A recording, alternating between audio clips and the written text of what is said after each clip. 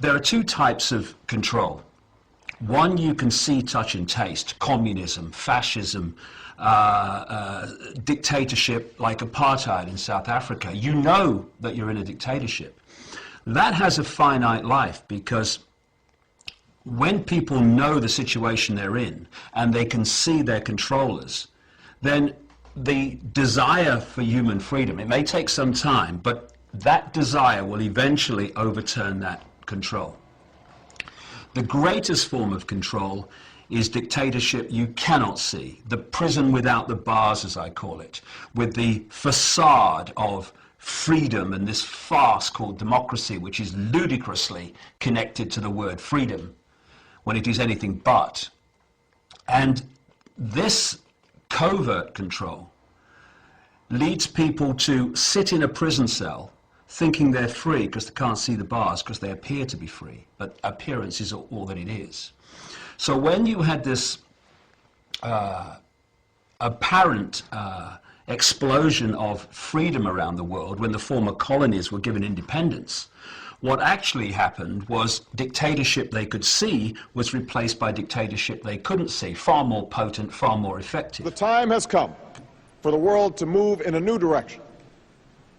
We must embrace a new era of engagement based on mutual interest and mutual respect, and our work must begin now.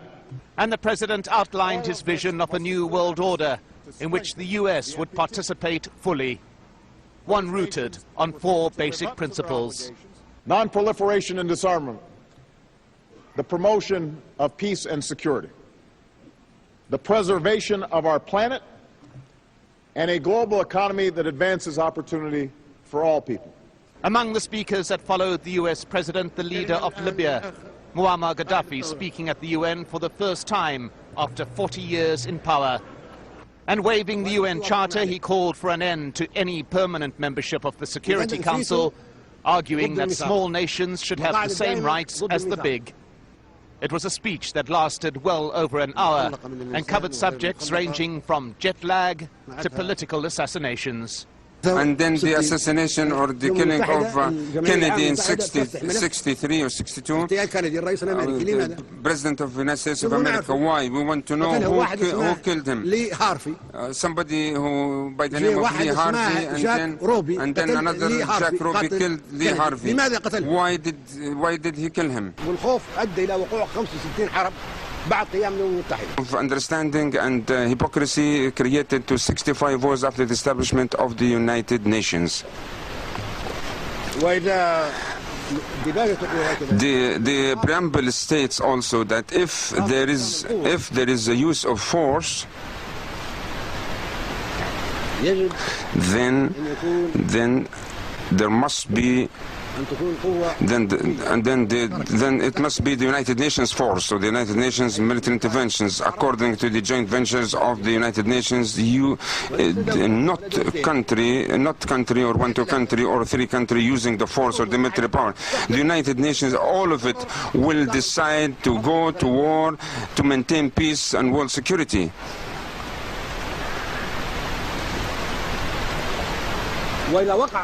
And if there is any aggression by one country against another after the 45, after the establishment of this United Nations, if there is any aggression against any country, the United Nations altogether should deter and stop this aggression, and should check this aggression. I mean, if a country, any country, Libya, for instance, makes an attack against France or aggression against France, then the whole United Nations should check the Libyan aggression against France, because France is a member state, independent state in the United General Assembly, that is a sovereign country, a member state of the United Nations, and all of us that we have to protect the sovereignty of all nations collectively. But 65 wars, aggressive war, took place without any actions from the United Nations to stop and check these wars. And 8 fierce, big wars, and victims of these wars amount to millions, made or initiated by the countries who... Of course, there is no question that Libya and the world would be better off with Gaddafi out of power. I, along with many other world leaders, have embraced that goal and will actively pursue it through non-military means. But broadening our military mission to include regime change would be a mistake. The task that I assigned our forces to protect the Libyan people from immediate danger and to establish a no-fly zone carries with it a UN mandate and international support. It's also what the Libyan opposition asked us to do. If we tried to overthrow Gaddafi by force, our coalition would splinter. We would likely have to put U.S. troops on the ground to accomplish that mission, or risk killing many civilians from the air. The dangers faced by our men and women in uniform would be far greater. So would the costs and our share of the responsibility for what comes next. To be blunt, we went down that road in Iraq. Thanks to the extraordinary sacrifices of our troops and the determination of our diplomats, we are hopeful about Iraq's future. But regime change there took 8 years, thousands of American and Iraqi lives, and nearly $1 trillion. That is not something we can afford to repeat in Libya. It may not happen overnight, as a badly weakened Gaddafi tries desperately to hang on to power. But it should be clear to those around Gaddafi and to every Libyan that history is not on Gaddafi's side. With the time and space that we have provided for the Libyan people, they will be able to determine their own destiny. And that is how it should be. Well, to discuss the events in Libya, I'm now joined live by Anthony Weil. He's founder and chief editor of the online newspaper, The Daily Bell, joining me there in Zurich.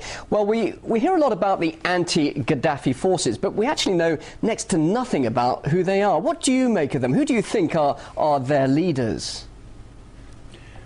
Well, the leaders, there's quite a bit of speculation as to actually who is pulling the strings of what's happening in Libya.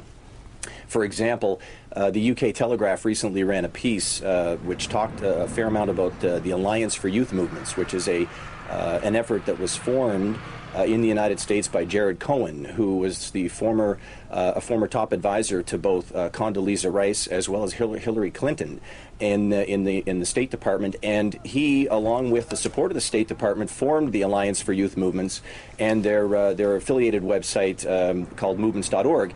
What's important about this is that that organization has as its stated mission, along with several multinational corporations who sponsor the organization, its mission is to provide a conduit, a training, so to speak, platform for instruction of how to organize and prepare for, let's say, electronic-driven protests or communications revolutions like the ones we're seeing driven in Libya today. And there is a heavy footprint involved in both the sands of Tunisia as well as Egypt and now in Libya with this organization. So there's a direct tie-in to the U.S. State Department here. As a matter of fact, in 2009, Hillary Clinton gave the keynote address speech in Mexico City for this organization. So that would be an example of a foreign organization that seems to have some leadership influence on the ground in Libya. You say... You know, I don't think he's going to be able to survive. You know, his financial means have been severely hampered here. If there's a no-fly zone instituted by NATO with the U.S. Standing off the shores and the British with warships ready to move at any time, I think the muscle is being flexed and the message has been sent. I don't think Gaddafi's going to survive. We have a responsibility to act. That's what's happened in Libya over the course of these last 6 weeks. And what's happening in the Middle East, Alex? I'll put the picture up on the screen. That picture is of countries that are, and there are more, that are targeted to be taken over by the NATO, European Union, North American cabal. And when I say that, it's not the British doing this or the Americans doing this. It's being done through those countries using those countries, but actually the American government and the British government and the French government with also Sarkozy and stuff, they're just satellites of this global cabal. They're not representatives of the people of those countries. They were captured by the banking cartel many centuries ago, many of them. Yes, they were. They're engines. They're vehicles, and the governments of the world are, the vast majority of them anyway, and they want to make it all of them, are actually like transnational corporations, subsidiary companies of the global, company, and they carry out the orders of the centrally dictated headquarters of this network, and that's why, as you pointed out earlier, we're seeing the same things being introduced in countries all over the world at the same time. This is how it's done. And if we look at that map, first of all, it's worth looking to the right, where Somalia and Ethiopia and a place called Djibouti, just across the sea from Yemen. That is the African base of AFRICOM. Now, what the American military, and the American military too, is just a satellite military of the global cabal. They call it the American military, but it's not. It has all that money spent on it, fantastic amounts of money. So it basically spends more money on the military, America, than the rest of the world. Well, notice the French have now invaded via NATO the Ivory Coast and are backing the rebels slaughtering people. This is AFRICOM moving into Africa. Exactly, but the reason so much fantastic amounts of money are spent on the American military is not for the benefit of the American people. It's because that is at the moment the main point of military imposition for the cabal. And of course, Britain being one of the great centres of the cabal, not the British government, but the City of London, etc., it's always in the slipstream of America when it goes into a country. So from AFRICOM, it was created during the Boyd Bush administration, and the question is, why has America got an African command? Well, it's Africa. Well, the idea is to pick these countries off, and Zbigniew Brzezinski, in his book Grand Chessboard in 1998, he said that the key area to control the world is what he calls Eurasia. And Eurasia is basically Europe across to China and then down into the Middle East. And what we've seen, Alex, over the last many, many years is that process of picking off the key areas of Eurasia, and now they're moving into Africa. What they want, for a start, is to take the whole of those North African countries over, Morocco, Algeria, Libya, Egypt, where, of course, they've had the trouble. There's now protests in Jordan and Syria.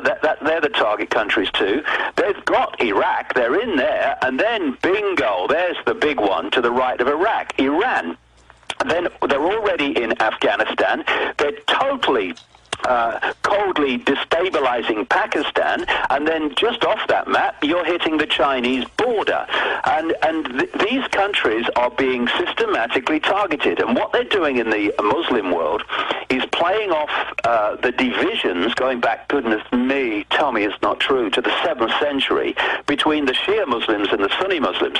And the reason that Saudi Arabia and people like the United Arab Emirates are being allowed to go into Bahrain and create and commit terrible atrocities to suppress the people's rebellion in Bahrain, and been allowed to do it with no reaction and no condemnation while everything's targeted on Libya, is because they want to play Saudi Arabia, that is overwhelmingly a Sunni Muslim country, and others around it. They want to use them in their targeting of Iran, which is really the center of the Shiite Muslim world. It's dominated Iran by Shiite Muslims. And so if they get Iran... There's a new documentary out that says that Osama bin Laden is living in Tehran. Is Osama bin Laden in Tehran? Your question is laughable. Why? The U.S. government has invaded Afghanistan in order to arrest bin Laden. They probably know where bin Laden is. If they don't know where bin Laden is, why did they invade? First, they invaded. Then they tried to find out where he is. Is that logical? Do you think this is logical? What I think is that you didn't answer my question. Is he in Tehran or not? Our position is quite clear. Some journalists have said bin Laden is in Iran. These words don't have legal value. Our position towards Afghanistan and against terrorism is quite clear. Is it true or not? Maybe you know, but I don't know. I'm asking you, you're the president of Iran. I don't know such a thing. You are giving news which is very strange. So let me ask it a different way. If you did know that Osama bin Laden was in Tehran, would you show him hospitality? Would you expel him? Would you arrest him? I heard that Osama bin Laden is in Washington, D.C. No, you didn't. Yes, I did. He's there because he was a previous partner of Mr. Bush. They were colleagues, in fact, in the old days. You know that. They worked together. Mr. bin Laden never cooperated with Iran, but he cooperated with Mr. Bush. I'll ask one more time and then I'll let you go. If you knew that Osama bin Laden was in Tehran, which you say you don't, if you knew, would you expel him? Would you arrest him? Would you show him hospitality? Our borders are closed to the illegal entry of anyone. Anyone, whoever that may be. Whether it's the 3 American mountaineers, Mr. bin Laden, or anyone else, the borders are closed. Our position is clear. But you deny categorically that he's in Tehran today. He is not, Osama bin Laden is not in Tehran today? Rest assured that he's in Washington. I think there's a high chance he's there. I don't agree, but thank you for your time, Mr. President. In the beginning of the past century, beautiful mottos of freedom, human rights, and democracy created hopes for healing the deep wounds of the past. Today, however, not only those dreams are not realized, but memories, even at times more bitter than before, have been recorded in our history.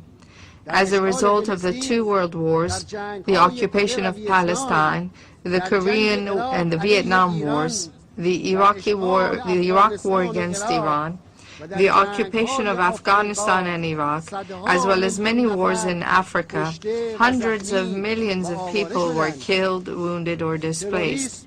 Terrorism, illicit drug production, poverty, and the social gaps have increased. The dictatorial and coup d'etat governments in Latin America committed unprecedented crimes with the support of the West. Instead of disarmament, the proliferation and stockpiling of nuclear, biological, and chemical weapons expanded, placing the world under a larger threat. As a result, apparently, the very same old goals of colonialists and the slave masters were pursued, but this time around with a new facade. The second cause for the failure of the existing world order and capitalism has to do with the current global management and its ruling structures. The League of Nations and after that the United Nations were established with the promise to bring about peace, security, and the realization of human rights, which in fact meant a global management. One can analyze the current system of governance of world affairs by examining 3 events.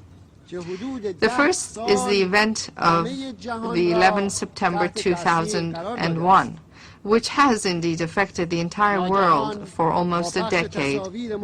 We recall that at the time, suddenly the news of an attack on the Twin Towers was broadcast, using numerous footages of the incident. Almost all governments and known figures that mattered strongly condemned this incident. But then a propaganda machine came into full force. It was implied that the whole world was now exposed to a huge danger, namely that of terrorism, and that the only way to save the world would be to deploy forces into Afghanistan.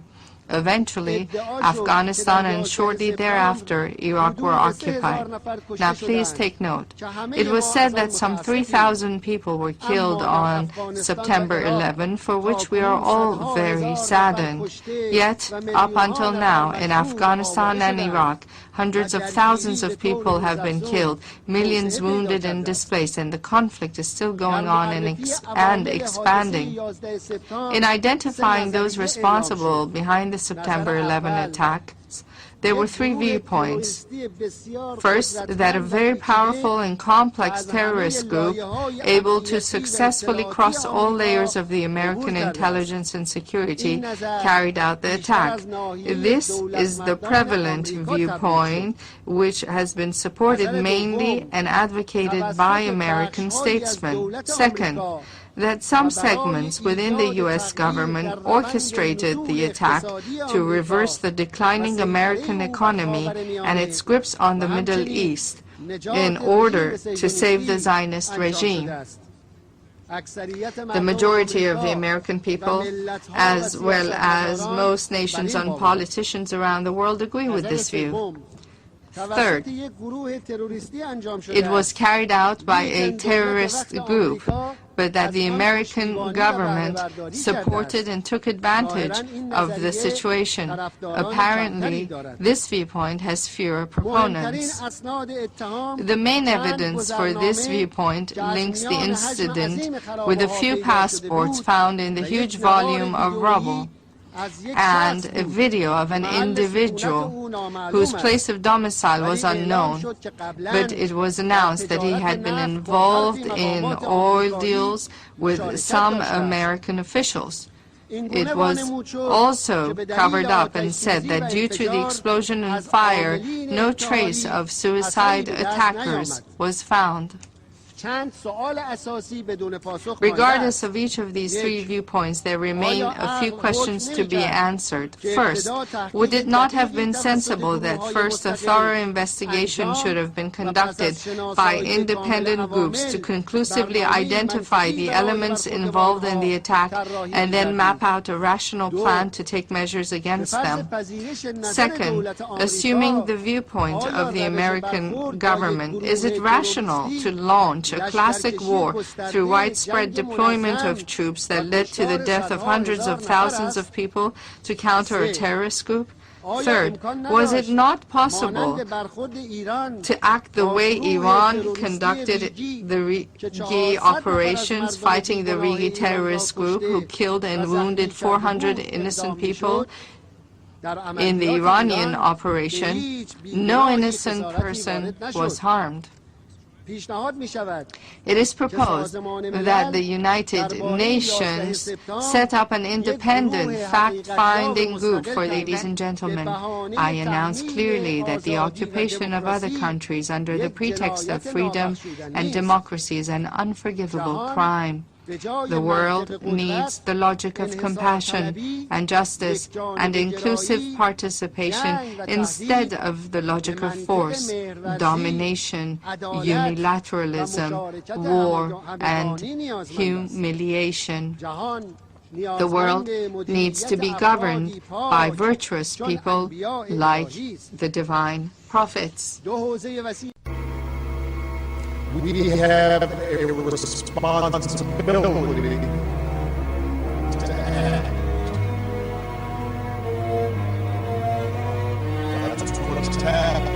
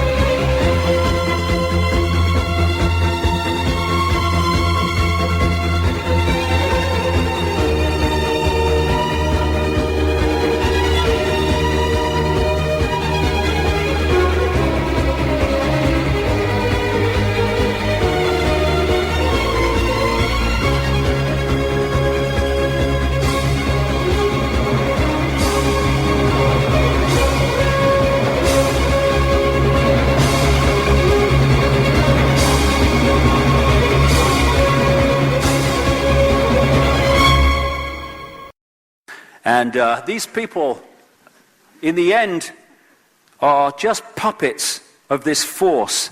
And like I say, I'll just go back on that one, but only quickly. This is to emphasize the point that because of their genetic makeup and energetic makeup, and the way that I now begin to understand they're connected to this schism energy in terms of their perception, this is why they can do these things and have no emotional consequence whatsoever, because they appear to have a very low, at least low, sometimes non-existent level of empathy with the consequences for others of their actions. I'm sick of this, and I'll tell you why I'm sick of it, because while these pathetic, naive people, despite all the evidence before them, are looking the other way, oh no, it's just paranoia, while they're doing that, they are allowing these people to impose their will on my children, on my life, and I'm not having it. And if people would just engage a few more brain cells, open the eyes and look, they will see the scale of fascism, no other word for it, that we are being subjected to today. And if you don't wake up and you go on looking the other way, well, the fascism just gets more, and eventually it will dawn on you, and by then it will be too late. Don't look to me for sympathy when it happens, mate, because you got your chance now. Rise like lions after slumber in unvanquishable number. Shake your chains to earth like dew, which in sleep has fallen on you. Ye are many, they are few. When we figure that out, there goes their way of life.